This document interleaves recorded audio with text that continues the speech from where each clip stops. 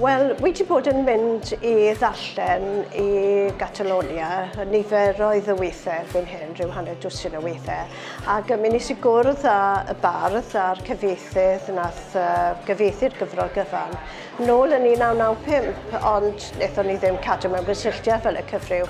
Ond dath I ar draws un o'n ngerddi drwy rhywun arall, sef dysgu awyr Cymraeg Dylan Thomas I siarad Cymraeg.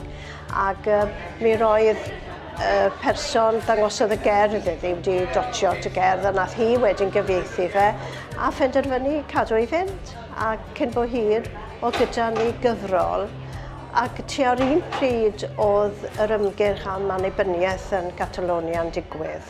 Ac felly mi roedd rhai o'r cerddi am Catrin Glyndŵr yn cael ei cyrcharu yn atseilio gyda'r hyn sy'n digwydd yn Catalonia ar hyn o bryd. Menna helped me a lot because I sent her lots of questions all the time, and again there was this Kathleen McNerney, this scholar there, because she's a specialist in the most important women Catalan writers. She was there to help all the time. So, and lots of dictionaries, I tried to learn a little bit of the language because there was a magnificent English version, of course, but I wanted to know the exact words in Welsh and what they meant and what the history and the story behind each word. And Menna was so helpful.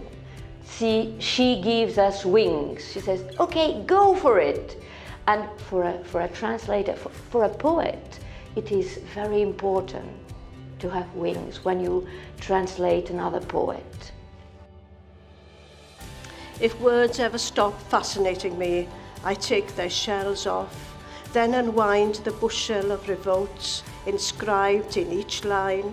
I will discover the inner taste, insipid or just crude, the intimately hidden lament, the tender blooming of their lure. Si deixen d'encisar-me els mots. Si deixen d'encisar-me els mots, els trec la closca I descabdello la fanega de revoltes que s'inscriu en cada vers, descobriré el gust intern de sabaït o cru, el plany íntimament cobert, el tendre esclat del seu esquer.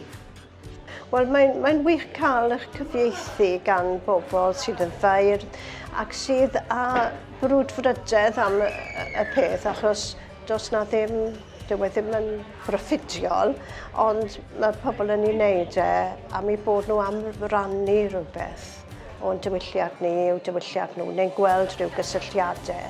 Ac felly mae hynny yn beth hyfryd I fardd sydd yn sgwennu dim ond yn Gymraeg I ddarganfod bod ei gwaith I mewn Hindi neu ar bóster yn Portugal.